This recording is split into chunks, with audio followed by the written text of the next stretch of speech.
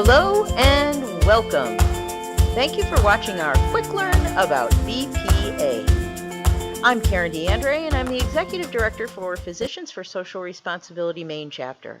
I've been with PSR Maine now for almost 7 years. PSR Maine was founded over 30 years ago.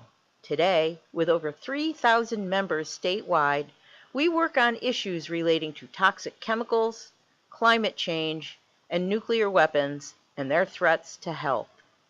Some of what we'll talk about over the next 5 minutes or so includes some concerning information, but we hope that you'll leave here today feeling more empowered about how you can protect your and your family's health. More specifically, we'll discuss how BPA gets into our bodies and how we can avoid exposures. If you have any questions, you can email them to us using the contact information on our website or also found at the end of these slides. In addition, you can find downloadable resources also on our website. Here's a brief outline of what we'll touch on during this quick learn today. What is BPA and what is it used for? How does it react in our body and what is the risk? Where is it found? And most importantly, how can we avoid exposures to it? BPA is an industrial chemical commonly used as an adhesive that lines food cans and is also used in plastics. Through biomonitoring studies, that is, those studies that determine chemical contents in our bodies through blood or urine, for example, BPA has been found to be widespread in the general population, with levels often higher in children. Here in Maine, BPA is banned in baby bottles, sippy cups, the lids of baby food jars, and infant formula packaging. And even though we pushed to ban it in food containers specific to children, it did not pass.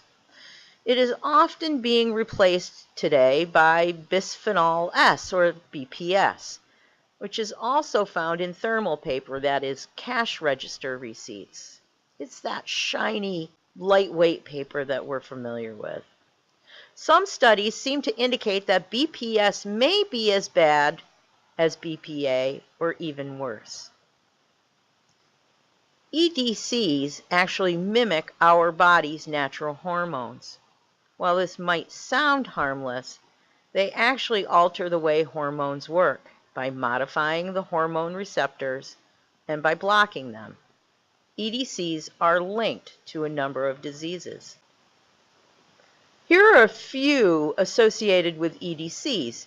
You might be surprised to see obesity and ADHD among those listed. Recent studies connecting obesity to chemicals like BPA have resulted in the coining of the term obesogens.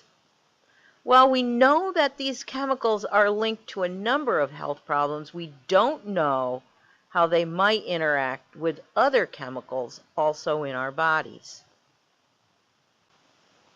There are many alternatives to plastics and food cans.